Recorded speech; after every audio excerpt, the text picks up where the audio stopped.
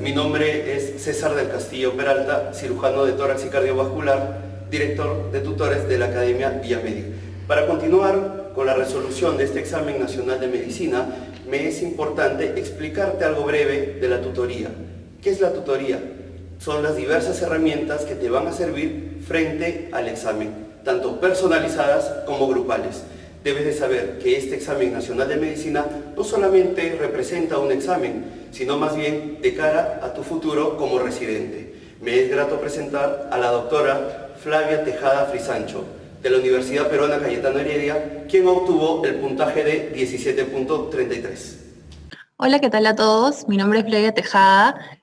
Fui parte del ranking ENAM de la academia y el día de hoy vamos a resolver 10 preguntas del ENAM ordinario del 2020. En la primera pregunta tenemos un lactante con prurito nocturno, lesiones recurrentes papuloritematosas descamativas, con exudado seroso en cuero cabelludo, en cara y regiones extensoras. Te preguntan qué es la sospecha diagnóstica. En este caso, hay que tener en cuenta que con tan solo la palabra, digamos, prurito, hay que orientarnos hacia un diagnóstico. Por ejemplo, un signo cardinal de lo que es la dermatitis atópica es el prurito. Además, también es importante tomar en cuenta lo que es la distribución y la morfología. En este caso nos ponen que son lesiones papuloritematosas con exudado seroso en cuero cabelludo, cara y regiones extensoras. Usualmente la dermatitis atópica en lactantes se localiza en estas regiones. A diferencia de las otras opciones, por ejemplo, la psoriasis, si no me equivoco, se localiza más en la región del pañal, mientras que la dermatitis atópica no. También es un poquito difícil de repente diferenciar lo que es una dermatitis atópica de una alérgica, pero en la dermatitis alérgica tendríamos usualmente una exposición previa a un alergeno, y en este caso no lo mencionan. Y también usualmente la dermatitis alérgica se localiza más en una zona. Por ejemplo, las personas que tienen alergia al níquel se puede localizar más en la zona de los aretes o en la zona del botón del yin, etc. También nos mencionan como otra opción acarosis. Sin embargo, la carosis hay que tener en cuenta que si bien puede producir pruritos, en lactantes se localiza más en lo que es palmas y plantas. Y acá no nos mencionan eso. Además, nos mencionarían de repente que duerme con los papás y los papás tienen los mismos síntomas de prurito, o algún otro familiar que también conviva en la misma casa. Sin embargo, no nos mencionan esto. Por eso, la clave que marcaríamos y que, bueno, es la correcta, es dermatitis atópica. La siguiente pregunta es un varón de 38 años que dice que desde hace 2 meses presenta tos productiva y progresiva pérdida de peso. Hasta ahí creo que todos, que somos peruanos, tenemos que pensar y se nos viene a la cabeza un diagnóstico que es tuberculosis, ¿no? O sea, todos con pérdida de peso, no tenemos que dejar de lado lo que es la TB. De repente otros diagnósticos más alejados podrían ser neoplasia, sin embargo es un varón relativamente joven, otro tipo de infección, una vasculitis, pero más alejado. Entonces, hasta ahí, el diagnóstico que planteamos es tuberculosis. Después nos dicen que desde hace 2 semanas presenta un dolor precordial tipo hincada, que aumenta con la inspiración. Este es un dolor tipo pleurítico, por decirlo así. Entonces, hasta ahí pensaríamos de repente un ATV pleural o un derrame pleural por TB. Y bueno, luego nos comentan que al examen hay ruidos cardíacos de muy baja intensidad. Eso me hace sospechar que hay algo que no me deja escuchar bien, ya sea líquido, como en un derrame pericárdico, o una masa, más alejado. Y luego nos dicen que en la radiografía de tórax hay cardiomegalia leve. Entonces, más o menos con esto ya nos dan un poquito el diagnóstico, ¿no? Probablemente hay un derrame pericárdico secundario a una pericarditis tuberculosa, que en este caso es la clave correcta. Nos ponen como otra opción el síndrome de Tietze, pero nosotros sabemos que el síndrome de Tietze es una costocondritis y usualmente se genera cuando el examinador presiona la unión costocondral. Y en este caso no tenemos nada de eso, es otro tipo de dolor y no estaría asociado tampoco a una tos ni una pérdida de peso progresiva. En cuanto a la cardiopatía isquémica, no nos mencionan el dolor tipo opresivo que se irradia de repente al hombro izquierdo, que se irradia a la mandíbula, ni tampoco nos mencionan factores de riesgo, ¿no? Que sea obeso, que haya dislipidemia, que sea fumador, que haya hipertensión. Entonces, más alejado. Y por último, mencionan el síndrome de Dressler, que en este caso el síndrome de Dressler es una pericarditis postinfarto. Es la tardía, porque la temprana, si no me equivoco, es la epistenocárdica. Entonces, si tenemos un síndrome de Dressler como opción, en verdad no lo deberíamos tomar como la opción correcta, porque esto se da postinfarto y no nos menciona en ningún momento el antecedente de algún infarto o de algún IMA previo. Por esas razones, la clave es la A. Luego tenemos un varón de 21 años que presenta muerte súbita mientras practicaba deporte de competencia.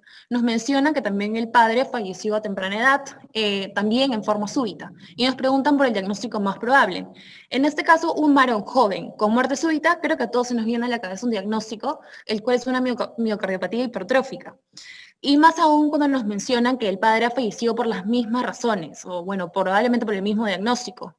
Porque sabemos que la miocardiopatía hipertrófica es una enfermedad hereditaria, si no me equivoco, es autosómica dominante, en la cual se alteran los genes que codifican para las proteínas sarcoméricas.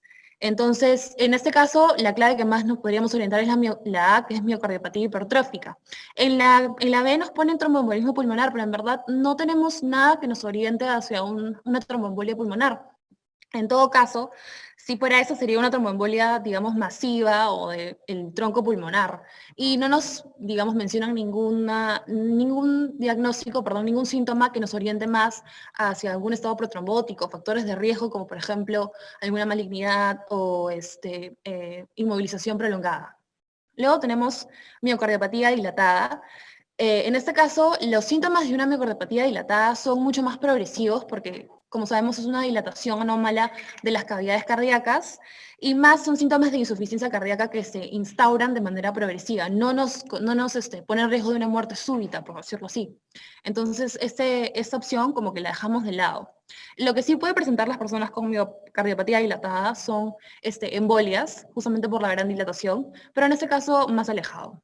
Y por último nos ponen un síndrome coronario agudo. En verdad no tenemos, asimismo, tampoco tenemos factores de riesgo para un SICA, para un síndrome coronario agudo, perdón, digamos, dislipidemia, obesidad, ya un varón de 50 años que fume, que sea hipertenso, diabético, no nos mencionan esto. Entonces, esta clave tampoco. Por esas razones, la clave es la A. Luego tenemos un alcohólico de 55 años que refiere epistaxis frecuentes, sangrado gingival y dolor en la cadera izquierda. Al examen está adelgazado, presenta la piel con equimosis y petequias en miembros superiores, muslos y pies. Presenta las gingivas con sangrado y, bueno, nos preguntan por el cuadro descrito se correlaciona mejor con la deficiencia de cuál vitamina. Creo que podemos saber que el cuadro que nos describen es un cuadro bastante florido de escorbuto y el escorbuto se debe a la deficiencia de la vitamina C. También nos podrían mencionar de repente la hemorragia parafolicular o la hiperkeratosis folicular que se ve en el escorbuto. Y es importante entender que estas manifestaciones se debe a que la vitamina C es muy importante en lo que es la producción de colágeno. Entonces, si no tenemos colágeno, justamente los vasos sanguíneos se van a ver mucho más debilitados y pueden sangrar, por lo que tanto presenta este paciente, por ejemplo, las gingivas con sangrado, la epistaxis, y usualmente también se ven afectadas las articulaciones. En este caso, la cadera está bastante afectada porque nos refiere que hay dolor. Entonces, por esas razones, la clave es la deficiencia de vitamina B1 o deficiencia de tiamina, es lo que se conoce como beriberi. Más se relaciona a un cuadro de insuficiencia cardíaca congestiva, cuando le llamamos el beriberi húmedo, y también tenemos el beriberi seco, por ejemplo, que se relaciona más a una neuropatía periférica, que no es lo que presenta este paciente. Luego nos ponen deficiencia de vitamina D6. Sabemos que la vitamina D6 es la piridoxina, y cuando hay deficiencia de piridoxina más se ve lo que es una neuropatía y no tanto este cuadro descrito en la pregunta. Y por último, nos pone la deficiencia de vitamina K. Todos sabemos que la vitamina K es importante para la producción de ciertos factores de coagulación, y cuando hay deficiencia de esta vitamina se puede presentar enfermedad hemorrágica. Sin embargo, como trato de recordarlo más, es como por ejemplo cuando vienen los pacientes cuando tienen el INR muy, muy prolongado por tomar mucha warfarina, que vienen con de repente hematuria o melena, más se presentaría este tipo de manifestaciones, más que ese tipo de sangrados como petequias o sangrado gingival, etc. Por esas razones la clave es la A, deficiencia de vitamina C. Luego tenemos una mujer de 19 años, quien en la noche anterior, tras una discusión familiar, se encerró en su dormitorio. En la mañana es encontrada tendida sobre su cama con la piel fría y una respiración poco perceptible. En emergencia entra en un coma profundo con pupilas puntiformes, bradipnia y cianosis. Tras el abordaje inicial, se le administró flumacenilo sin mejoría. ¿Cuál será la causa más probable de intoxicación de esta paciente? Bueno, en este caso creo que es claro que tenemos un síndrome toxicológico. Ahora hay que ver cuál. Usualmente cuando nos presentan una mujer de 19 años que ha tomado pastillas, hay que ver qué es lo que nos podría orientar a qué es lo que ha tomado. Y nos presentan una mujer en coma profundo, las pupilas están puntiformes, hay bradipnia, hay cianosis. Entonces tenemos una mujer con depresión del sistema nervioso central, con depresión respiratoria y pupilas puntiformes. Hasta acá se me vienen a la cabeza dos síndromes, que es por opioides o por analgésicos sedantes. En el caso de las claves no nos dan opioides, entonces nos dan más lo que es analgésicos sedantes, dentro de los cuales están los barbitúricos y las benzodiazepinas. Sin embargo, creo que es importante mencionar que las pupilas puntiformes más se ven en sobredosis por opioides. Pero bueno, nos ponen esto. Entonces ya tenemos que estamos entre la A y la C, que es barbitúricos y benzodiazepinas. Sin embargo, nos dicen que le administran flumacenilo y no mejora. Todos sabemos que el antídoto para sobredosis de benzodiazepinas o para intoxicación por benzodiazepinas es el flumacenilo.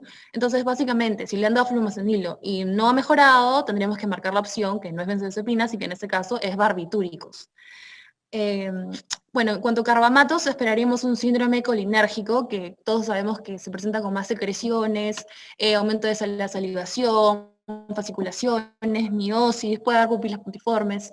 Sin embargo, el otro no lo presenta a esta paciente. Y bueno, fenitoína son síntomas mucho más inespecíficos, dolor abdominal, náuseas, vómitos, que bueno, tampoco lo presenta esta paciente. Es por eso que la clave en este caso es la A. La siguiente pregunta es una primigesta de 39 semanas con dinámica uterina adecuada. Tiene una altura uterina de 34 centímetros, peto en longitudinal cefálico izquierdo, latidos fetales a 140 por minuto y al tacto vaginal presenta una dilatación de 3 centímetros, altura de presentación en -2, una pelvis con un diámetro conjugado diagonal de 12.5, el biciático en 8 y el bisquiático en 8. Y nos ponen, luego de evaluarla, ¿usted qué indica? Bueno, entonces para poder dar un parto por vía vaginal, creo que tenemos que tener en cuenta las 3 Ps. Las 3 P son, la primera es la potencia. Entonces vemos que nos cuentan que la paciente tiene una dinámica uterina adecuada. Entonces la potencia está bien. Luego tenemos que tener en cuenta lo que es el producto, es decir, que no hayan distosis de presentación, etc. Nos comentan que está en longitudinal cefálico izquierdo y bueno, todo bien hasta ahí. Entonces al parecer el producto está bien. Y luego tenemos que tener en cuenta lo que es la otra P, que es de la pelvis. En este caso, la pelvis, vemos que el diámetro conjugado diagonal, que es el superior, el estrecho superior es de 12.5. Por lo tanto, rezándole 1.5 para sacar el conjugado obstétrico, nos sale más o menos un 11. Lo cual es adecuado y sí puede, digamos, el estrecho superior está adecuado y podría dar parto vaginal hasta ahí. Sin embargo, nos comentan que el biciático es de 8. Un diámetro biciático menos de 9, 9.5 es más o menos lo que nosotros llamamos pelvis estrecha. Entonces, en este caso, por el diámetro biciático que nos da el estrecho medio, sería una pelvis estrecha y no estaría indicado el parto vaginal. Por esa razón, la clave es terminación del parto por cesárea. Luego nos ponen otra pregunta que dice que en la evaluación de una puerpera inmediata, usted descubre que es factor RH negativo. ¿Qué característica impediría la prescripción de la inmunoprofilaxis? Bueno, acá es importante tener en cuenta lo que es el algoritmo, ¿no? En este caso nos ponen una puérpera que es factor RH negativo. Entonces todos sabemos que cuando una gestante, o en este caso una puérpera es factor RH negativo, tenemos que ver si es que hay presencia de anticuerpos anti-D, porque si es que hay presencia de anticuerpos, no podemos darle inmunoprofilaxis. Todos sabemos que profilaxis es para evitar que se dé la enfermedad, en este caso para que se evite la formación de anticuerpos. Entonces, vemos que en este caso la presencia de anticuerpos no sería, digamos, una contraindicación o no sería indicado la inmunoprofilaxis. Más bien, el algoritmo lo que nos dice es cuando tengo, por ejemplo, una gestante en sus controles, veo que es RH negativo, le tomo al esposo para ver si qué tipo de RH es el esposo y, por ejemplo, Acá en este caso nos podría decir, el padre SRH positivo sí estaría indicada la inmunoprofilaxis dependiendo o no de la presencia de anticuerpos. Entonces, le tomo la gestante, o en este caso la puerpera, el CUMS indirecto, y si me sale positivo, en este caso tengo que ver, si fuera gestante, tendría que ver la presencia o el riesgo de anemia fetal. Y eso lo vemos con un Doppler de la arteria cerebral media, y dependiendo de eso ya vamos viendo si es que hay riesgo de anemia fetal, haciéndole funículo o amniocentesis al feto. En este caso nos ponen que es una puérpera, entonces en el caso de una puérpera se tiene que dar la dosis de inmunoglobulina antes de las 72 horas posparto. Si fuera una gestante se darían las dos dosis, ¿no? Entre las 28 y 32 semanas y una vez que ya dio a luz, dentro de las 72 horas posparto. Entonces, si es que hay presencia de anticuerpos anti-E, ya sabemos que no damos inmunoprofilaxis. Luego tenemos que en el control de crecimiento y desarrollo por etapa de vida en los establecimientos del Perú, ¿cuántos controles indica el niño en el primer año de vida? En el primer año de vida, en el primer mes, bueno, eso es básicamente de saberse la norma técnica y el CRET, es memoria. Entonces, en el primer mes se indican 4 controles, uno por semana, dice la norma técnica. Podemos decirlo, por ejemplo, a las 48 horas posparto, a los 7 días, a los 14 días y a los 21 días. Y luego es uno cada mes. Entonces, por estas razones, la clave es la A. Luego, nos ponen otra pregunta que es, ¿cuál es la indicación prehospitalaria para que la persona que ha sufrido lesiones térmicas, para la persona que ha sufrido lesiones térmicas en extensión y profundidad? Esta pregunta sí me pareció un poco, digamos, ambigua o poco difícil, en el sentido de que no es algo que nos enseñan a todos en pregrado que se hace, sino más bien nos enseña lo que es la fórmula de Parkland y cómo hidratarlos, ¿no? Las que más nos dicen qué hacer antes de que lleguen al hospital. Pero más o menos tratando de pensar y ver cuál podría ser la respuesta, cuando una persona sufre lesiones térmicas profundas, se forman usualmente escaras bastante gruesas. Y para que digamos, para el manejo de esto sería quitar la escara, la excisión de la escara. Pero antes de esto, lo que usualmente se hace es cubrir con gasas secas. Entonces, en este caso la clave es cubrir con apósitos secos. Es importante mencionar que yo estaba, por ejemplo, entre la A y la C, que es colocarle apósitos con sulfadiazina. Pero pensándolo mejor, usualmente cuando hay escaras no se absorbe nada de lo que vamos a poner en la herida. Entonces sería un poco absurdo o no serviría mucho colocar sulfadiazina. Lo que primero se tiene que hacer es cubrir simplemente la escara o la zona de la herida con un apósito seco para luego hacer lo antes posible la decisión de la escara. Entonces, por esas razones, la clave es la A. Luego tenemos la pregunta que dice que una mujer de 25 años refiere desde hace 2 días fiebre asociada a cefalea, dolor retroorbitario, artralgias y mialgias. Hace 10 días viajó a Piura y el examen presenta adenopatías e inyección conjuntival. ¿Cuál es el agente que la transmite? En este caso nos dan un cuadro bastante florido de lo que nosotros llamamos dengue. Por ejemplo, la fiebre, sobre todo el dolor retroorbitario, las artralgias, y también es importante recalcar que viene de Piura, que es una zona endémica de dengue. Entonces, todo esto, más la inyección conjuntival también, nos conlleva a sospechar de un cuadro clínico de dengue. Ahora, para esto nos ponen los vectores. Es importante saber que el vector del dengue es el Aedes aegypti. El Aedes aegypti también es vector de la fiebre amarilla urbana, de ahí también del Zika, chikungunya y de dengue. Entonces, básicamente era saber que el Aedes aegypti es el vector del dengue. El Phlebotomus papatatis, si no me equivoco, es el vector de la leishmaniasis en el viejo mundo, en Asia, África, Europa. Y bueno, acá no hay eso. Xenopsila chiropis es la pulga que transmite Yersinia pestis, que es la bacteria que genera la peste. Y el Pediculus capitis es simplemente el piojo que da en el pelo y que, bueno, les da a los niñitos en los nidos y que les pica y todo eso. Entonces, por esas razones, la clave es la A. Y bueno, eso sería todo. Muchas gracias y espero haberlos ayudado.